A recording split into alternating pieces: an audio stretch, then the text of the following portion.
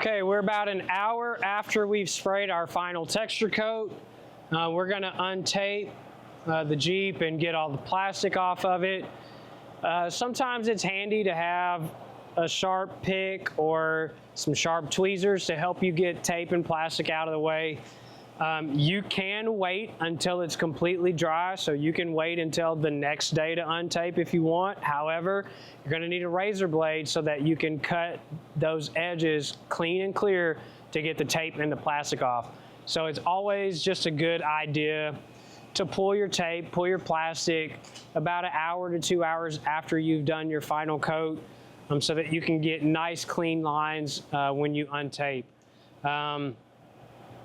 I think the other thing that I would like to note is remember how you taped it so that you can untape it the way that you taped it. So your overlapping spaces, just remember what you overlapped, how you overlapped it. It just makes your untape job or your unmasking job a lot easier to deal with.